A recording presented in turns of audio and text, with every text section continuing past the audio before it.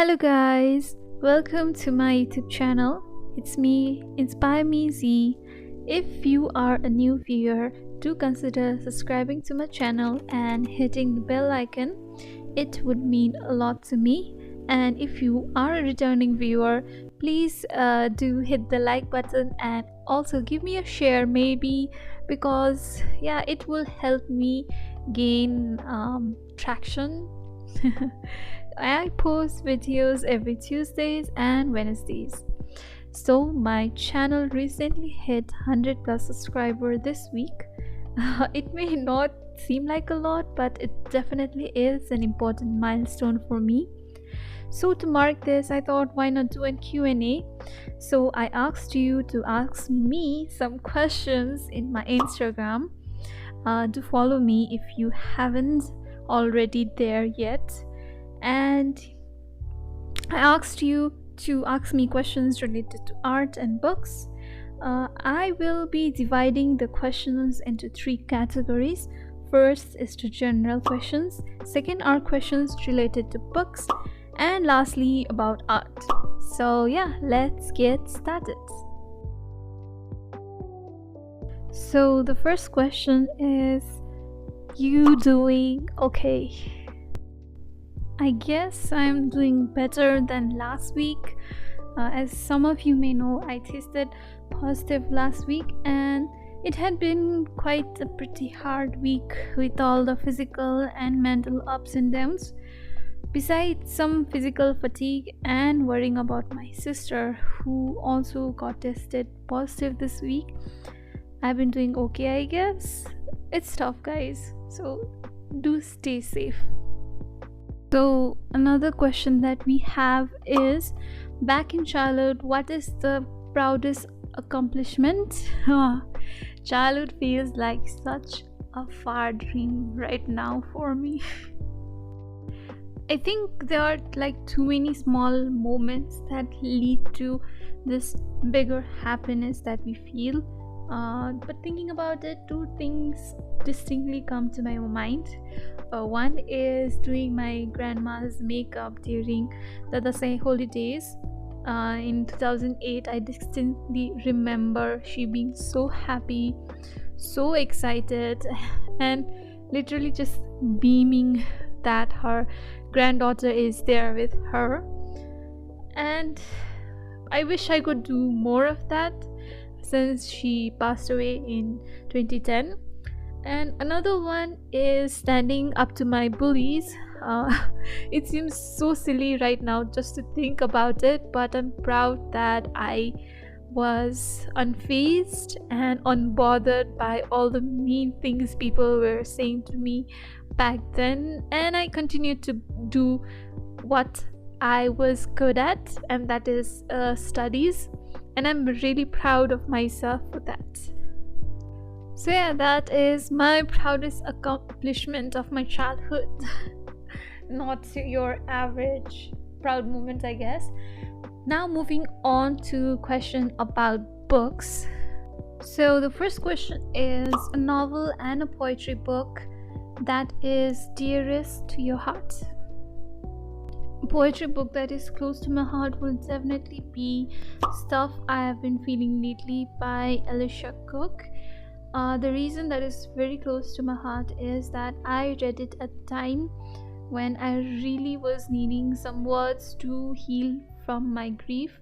I had recently lost my baby brother Jimmy, and it was really tough. I had to take care of Jenny, and she was like, she was this bubbly dog who never stopped barking or just being this cheerful self.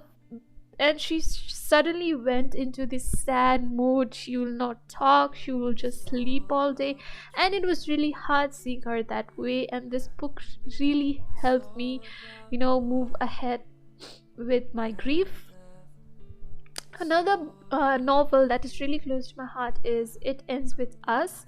It's about an abusive relationship, how people are stuck into that cycle of abusive relationships. So it's a very good book in my opinion. So I highly recommend you to read that book.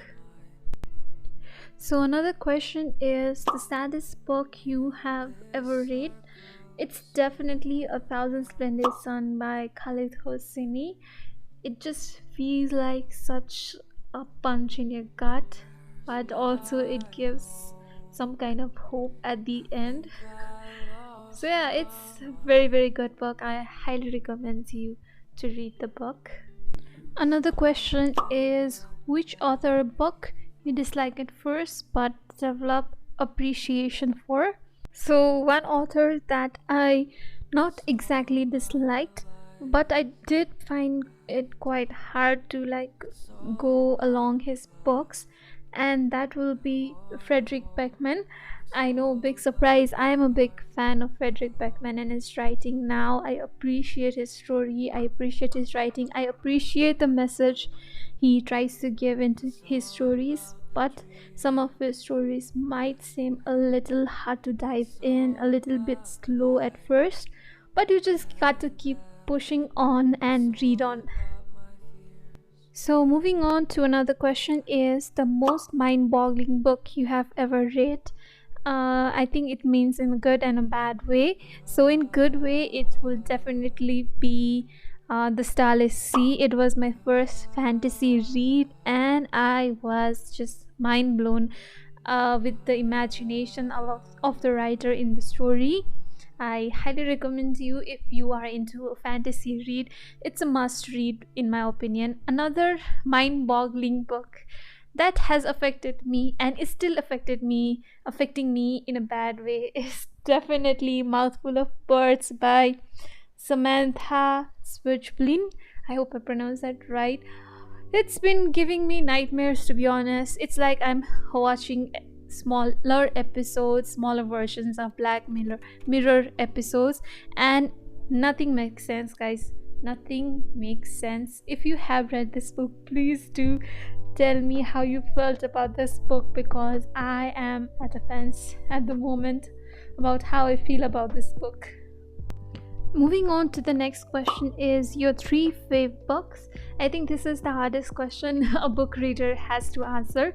But if I had to recommend you three of my favorite books without knowing anything about you, your genre, it will definitely be Wonder by R.J. Palacio.